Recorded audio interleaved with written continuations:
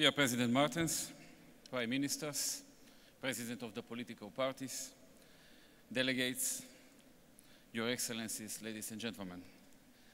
In 2 months, it will be 23 years since the revolution in Romania, which marked the fall of Nicolae Ceausescu, and also since several other revolutions in other Warsaw Pact countries, after which the communism in Europe collapsed.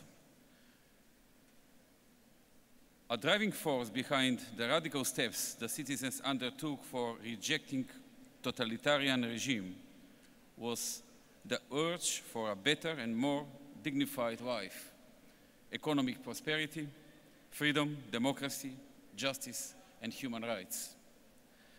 Those are the values on which EPP and the idea for a united Europe are based.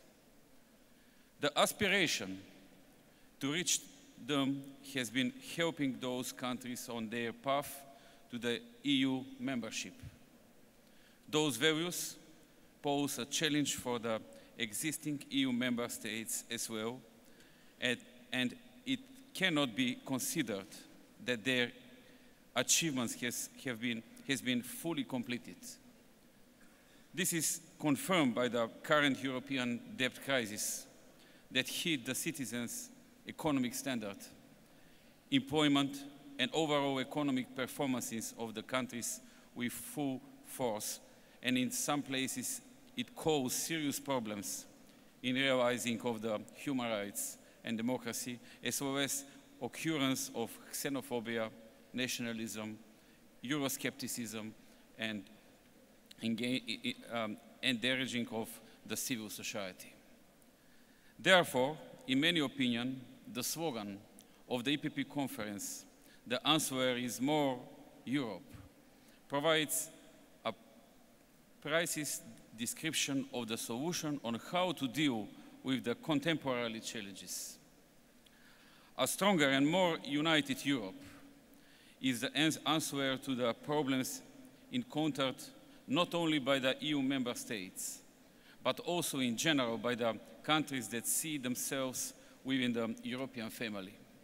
Therefore, according to my opinion, the term stronger and more united Europe does not imply only a strengthening of the integrative processes within the EU by improved efficiency of the institutions, establishment of a fiscal union, and overall enhancement of the supranationalism in the EU.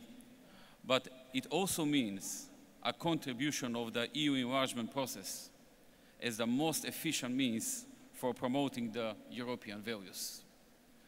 VMRO DPMNE shares entirely the values of EPP and has been implementing them in the past 6 years since it has been in power in the Republic of Macedonia. We have implemented reforms in the judiciary aimed at improvement of its efficiency, independence and professionalism, reforms in the public administration. We have achieved progress in the fight against corruption, in the implementation of the European legislative. We have allocated large amounts to the education and health sector. A strong progress has been made in the business climate improvement, development of the information society, etc. That is precisely why the citizens of the Republic of Macedonia in the last 6 elections, at the parliamentary, presidential, and local elections, have continuously given their confidence to us. The best confirmation of our reform course and the European agenda was provided by the European Commission that 4 years in a row, in its progress report on the Republic of Macedonia, has given a recommendation for opening accession negotiations, and among them, the 2012 report has noted the highest progress, and is the most positive one, comparing with any other report before. A verification of our European Atlantic determination was the position presented by NATO precisely here in Bucharest in 2008, that we had met all membership criteria, a view that was reiterated this year at the Chicago Summit. However, although an obvious progress was noted, Macedonia has not started the accession negotiations with the European Union yet, nor it has become a NATO member country. It is due to a single reason, that one challenge still exists that is not directly related to the European and Euro-Atlantic standards. That is the outstanding issue with our southern neighbor, despite the fact that the International Court of Justice in The Hague made a ruling that our southern neighbor had broken the 1995 interim accord when it had opposed the accession of Macedonia in the North Atlantic Alliance.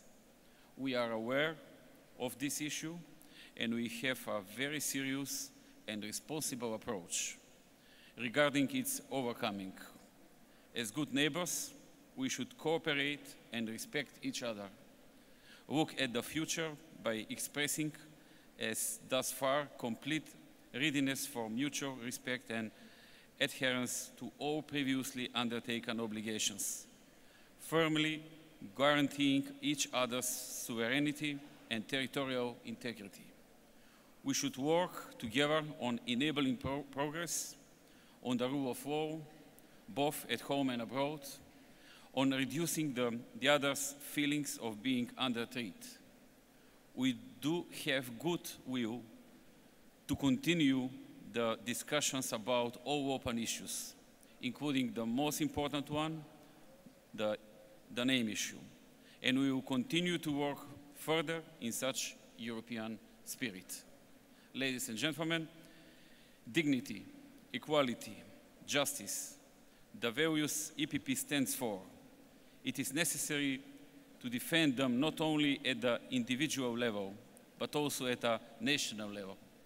The EU, with the EPP being its leading political force as the current Nobel Peace Prize recipient, by application of the principles, should enable a progress for the Republic of Macedonia and opening of accession negotiations within the Union.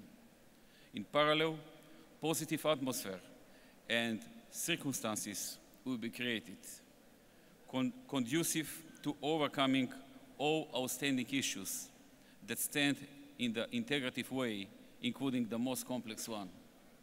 The progress at one place brings about a progress at another.